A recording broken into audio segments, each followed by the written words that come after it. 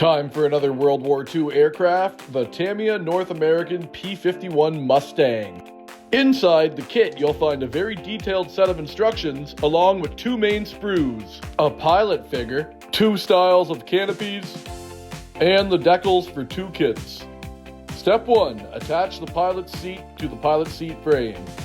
Now attach the foot pedals to the instrument panel. Before we can do some fine detail painting, I apply a couple thin coats of Vallejo black acrylic paint. I start the cockpit painting by dry brushing some white onto the instrument panel. Slowly but surely I take my time adding various colors to all the different interior pieces. Magnifying glasses, some bright lights, and patience is what's mostly needed here.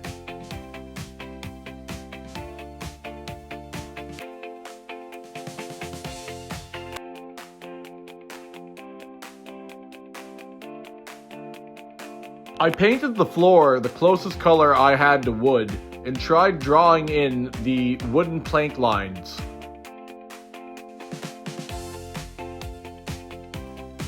Dry brushing some black onto the Mustang's interior to help highlight the details. You can see the difference between the two panel halves. I follow up with the same process for the rest of the Mustang's cockpit. Now I just need to get the pilot figure finished painting before mounting him and the joystick. Unfortunately, I can't show you the way I paint my pilot figure with the camera and ring light in the way. I carefully add the joystick followed by the pilot figure to the cockpit of this P-51 Mustang. Make sure to add the oil cooler in the radiator before gluing the two halves of the plane together. Even without the canopy on, most of the cockpit detail becomes hard to recognize. I then add the engine cover, followed by what I assume is a ram air intake. Now the landing gear bay. The rest of the landing gear detail can be found on the top halves of the wings. Did you know during the Second World War that 15,000 P-51s were built? 300 are still left, and over 160 are still in airworthy condition. The big gap you notice behind the pilot is so that the canopy can be displayed open. The brackets for the drop tanks show where they have a hole and groove system, but it is nowhere to be found on the wing. I had to pull these back off, realizing they're not used in the version of the plane I'm building.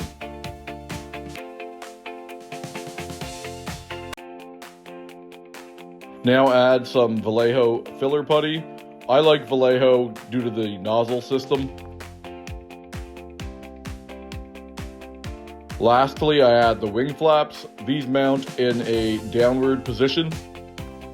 After I install the front canopy, I have to figure out a way to protect the painted figure and painted interior, as this is an open cockpit build. I use a combination of tape and paper towel.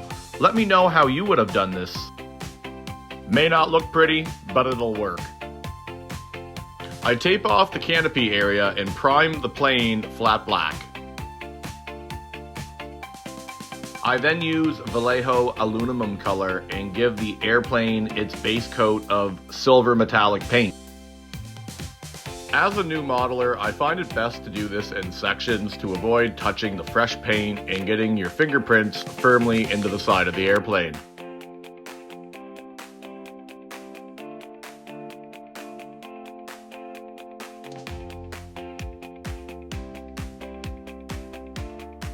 With the base paint now on the P-51, it's now time to look at the camouflage patterns for the olive drab. The only straight camo pattern is up by the engine. The rest of the camouflage pattern I will be trying to freehand with my cheap $30 airbrush, but that's all you need when you're a beginner. I'm not trying to fully paint the area so the green overtakes the silver, but rather use the silver to create variations in color under the green. The slight traces of silver could also be sun fading and paint chipping. Don't be scared of a little overspray, you can always clean that up later. If you are scared, go ahead and cut a custom mask. I could see that taking upwards to an hour to do. And I was not willing to do that.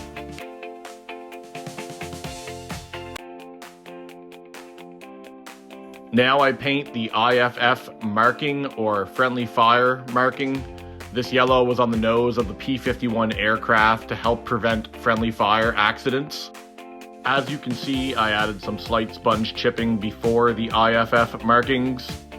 Add some clear gloss, and we're ready for decals. My favorite part of any build is applying the decals. This is where you can really see it come to life. This kit comes with almost 100 decals, depending on what paint job you go with. The silver is a backing for the American star.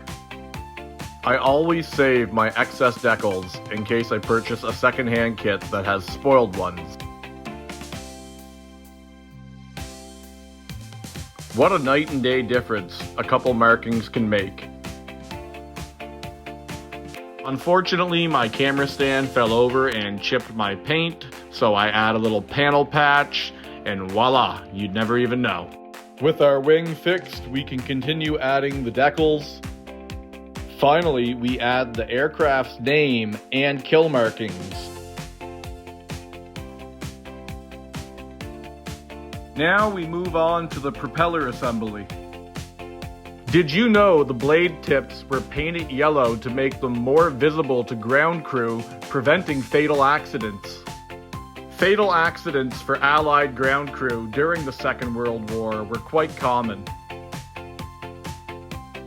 Now moving on to the landing gear, the decal that goes over the bay door requires a slight little bit of trimming. As you can see, there's overhang. With the decals on the prop and landing gear, I add some clear coat to both assemblies and set them aside. Assemble the canopy and we can move on to the weathering stage. I mix up some burnt umber and mineral spirits 50-50 and apply over all the panel lining on the aircraft and let the capillary action take place to highlight those crevices.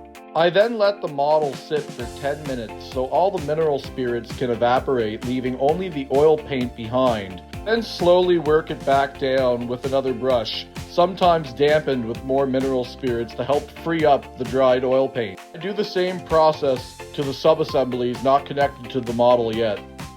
The results are subtle, but I'm not trying to overwhelm the look of the aircraft. Now I add the exhaust manifold onto the P-51 Mustang, followed up by some white oil paint, then some black spread out in an attempt to make an exhaust stain. I then do the spotted dot technique over the entire fuselage to break up any monotone areas. Add a little grime where spent ammunition would exit the airplane. Add a little pencil chipping on our propeller as well. Finally, we can add the completed sub-assemblies like the main landing gear and rear wheels. I add the landing gear bay piston before the landing gear bay door. Now the canopy, followed by the propeller. This is probably my 10th model airplane I've built in my life. Not too bad, what do you think? Here is my completed Tamiya P-51 Mustang. Anyone watching who's just starting out in scale modeling like myself, I would recommend this kit to you. This is a kit I'd like to do again and try to get better results, but that's what I enjoy the most about this hobby. Finishing a model and then wanting to try it again for better results.